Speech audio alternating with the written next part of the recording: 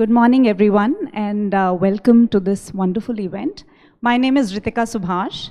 I do a lot of things, but the thing that I enjoy the most is working with parents. I'm a conscious parenting coach.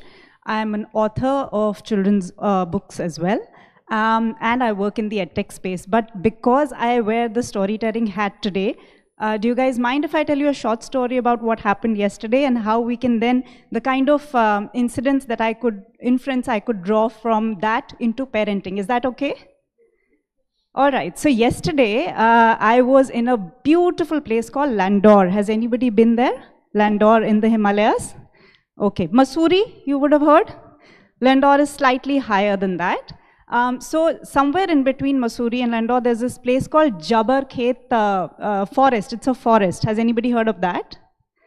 Okay. Anybody ever been to a forest? अरे raise your hands भाई, अच्छे से दिख नहीं रहा है. Okay, you've been to a forest. जंगल में गए हैं ना कभी? देखा है. So yesterday I was there. I did a trek of about I think 4 or 5 kilometers at the height of 7,000 to 7,600 feet. So very cold and very interesting. It was my, I would say, maybe second or third time in a forest like this. But we had a guide, very young chap, very enthusiastic, and he told us some things about the forest, and I just couldn't help but draw some parenting inferences from there. So the first thing that I heard was, we've talked about COVID and we've talked about the impact of COVID on human beings. Did you know that COVID had an impact on monkeys also? Yeah? Have we seen there's a lot of monkey menace in hills nowadays? Lots of monkeys, they're attacking people and taking their stuff. It happened to 2 of the people in our group as well.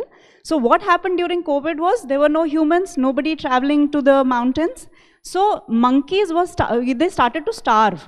They had no way to sort of go and get their food because there were no travelers, nobody giving them any food. So what happened is, the monkeys started going to the Jabbar Khet forest. But they had not hunted for 3-4 generations, so they didn't know how to fetch for themselves, how to fend for themselves and get their food. So during COVID, a lot of monkeys were hunted by the leopards. Any parenting inferences you can draw from this? Anything about parenting you can draw from this? Anybody? Sorry? Well, yes, but the first thing that came to my mind is, let's not spoon feed our kids. If we don't give them opportunities to really fend for themselves, to do things on themselves, then sometimes, there could be circumstances where we will not be there to help them out. And, they'll have to find their own way. So that was the first thing. The second is pine cones. Have we seen pine cones? Anybody seen that? Does anybody collect them on their trips to forests and mountains? I love doing that as well. And they're so cute and so nice, and I have some on my dining table as well. But what I realized was that these pine cones can become a huge, they can become a bomb, kind of a fire bomb when there is forest fire.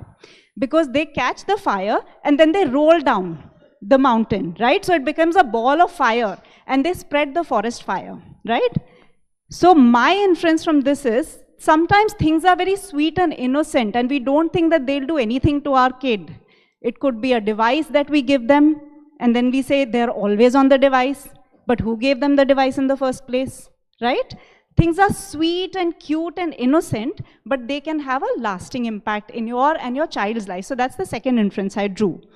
The third thing was, we saw huge tall trees. Okay, can everybody raise their hands like a tree? We are doing this for your memory, right? You'll remember this. Can you move your hands like a monkey, like that? This is all for memory. You'll remember the story. You'll never forget it now. The second was a fireball. Can you do this? Pine cone, fireball? You won't forget this. So we saw huge trees of deodar and pine and oak. And the wonderful thing about these trees is, they take in a lot of water. So they were very mossy around. There's a lot of moss on the tree bark. What that does is, when these forest fires happen, this moss takes in that fire and they try to damp it. So they act as a sort of a protection against fire. So my inference there was that you can be stable, you can be just there, and you can build your own self-awareness as parents, so much so that when things are falling apart around you, you are the one who's stopping it. You're not joining the chaos. You're not becoming part of the storm. And that's something that comes out of a lot of self-awareness, a lot of struggle to overcome your own biases, your cognitive biases. There are over 500 cognitive biases. I don't know if Jerry mentioned that, but there's so many biases that we live with as human beings, and then we want our children to be bias-free. We want them to be the perfect examples of human beings where we are still not in that process of realizing that we have to work on ourselves. So just a little bit of story. I don't want to talk a lot about my work, but I hope you enjoyed this, and that's my cue. We've gone over. Thank you. Thank you. Thank you so much.